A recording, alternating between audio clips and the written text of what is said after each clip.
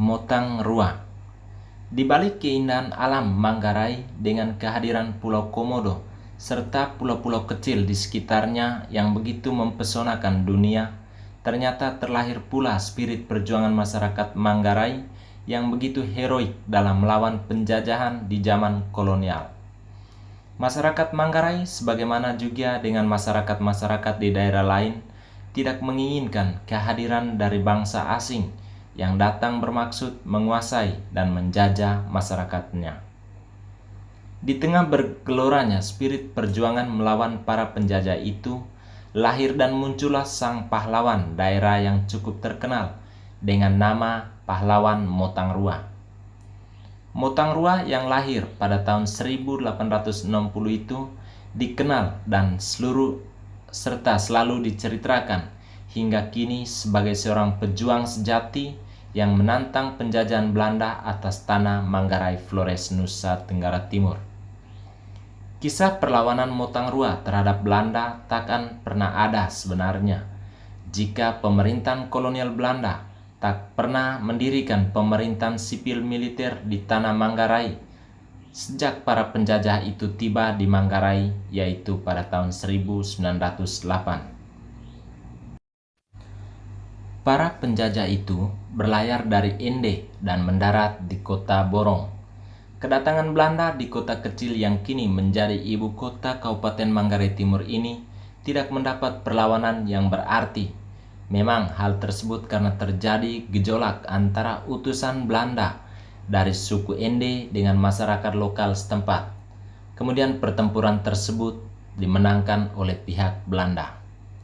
Dari Borong, Belanda kemudian melanjutkan perjalanan mereka melalui pantai Laut Sabu menuju Todo, yang merupakan salah satu pusat kerajaan yang terletak di pesisir selatan Manggarai.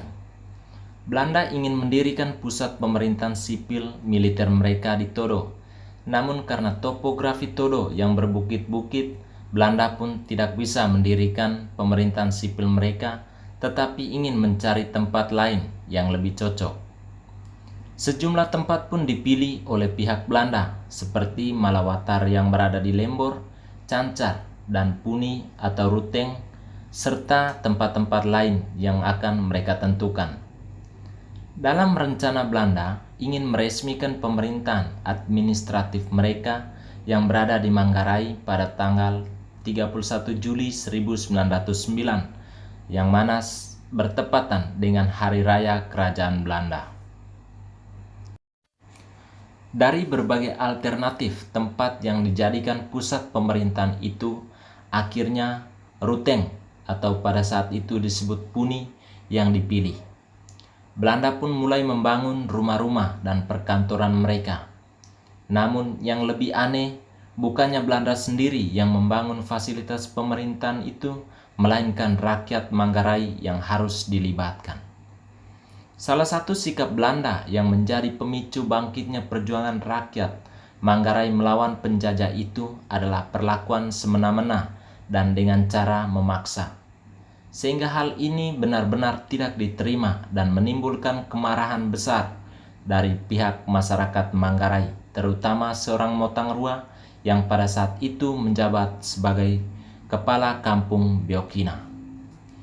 Motang Rua lalu mencoba untuk menghubungi beberapa orang penting yang berada di sekitar daerah Ruteng. Sejumlah orang diajaknya untuk melakukan perlawanan, seperti Sesa Ame Bembang, Padang Ame Naga, Naga Ame Demong, Lapa Ame Sampu, Angko, Rumbang, dan juga Nompang Ame Tilek, serta Ulur.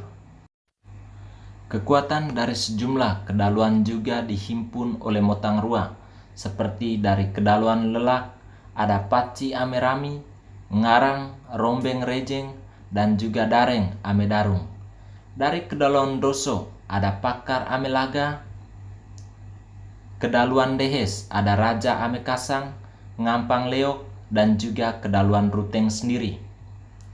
Dia juga mengajak adik dan kakaknya sendiri serta keluarganya seperti Ranggung Lalong Elor, Parang Ame Panggung, Ngelong, Parung Jalagalu, Lancur, Lalong Pongkor, Latu Londorata, dan juga Tanggur serta Nicik. Kekuatan rakyat pun dikerahkan untuk mendirikan benteng Kuwu serta memboikot rakyat lain yang berasal dari arah wilayah Lelak, Ndoso, Kolang, dan Rahong agar tidak menghantarkan bahan bangunan serta makanan untuk kepentingan pihak Belanda di Ruteng. Ada beberapa bahan bangunan seperti alang-alang, ijuk, dan balok dipotong-potong oleh Motangrua. Kemudian potongan tersebut akan dikirim ke Ruteng. Atas perlakuan itu, maka Belanda menyuruh kurir khusus bernama Japa Amelaba untuk menemui seorang Motangrua.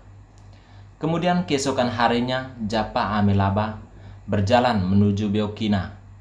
Sesampainya di sebuah kali, yaitu Kali Baekang yang berada di sekitar kota Ruteng, Japa Amelaba melakukan tindakan anarkis, yaitu dia memukul seorang rakyat yang bernama Unduk. Unduk sendiri adalah seorang pengantar alang-alang. Karena peristiwa pemukulan itu membuat seorang Motangrua naik pitam. Kemudian Motangrua membunuh utusan khusus tersebut, serta beberapa serdadu dari Belanda pun ikut gugur.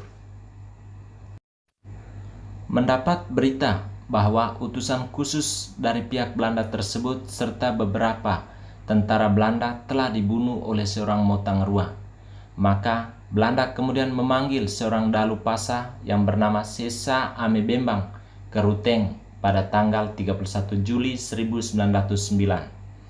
Melalui dalu pasa ini, Belanda memerintahkan agar seorang Motangrua harus menyerahkan diri kepada pihak Belanda. Alih-alih menghadap, malah Motangrua menantang. Bahkan Motangrua berkata bahwa kami tidak akan rela untuk menyerahkan tanah milik kami ini kepada bangsa Belanda. Bangkitnya perlawanan seorang Motangrua yang berani memimpin rakyat Manggarai untuk melawan penjajahan Belanda karena disebabkan oleh tingkah laku dan perbuatan dari pihak Belanda yang secara semena-mena dan juga memaksa para pekerja untuk bekerja secara paksa. Perlawanan masyarakat Manggarai mulai mengendor setelah seorang Motangrua ditangkap oleh pihak Belanda.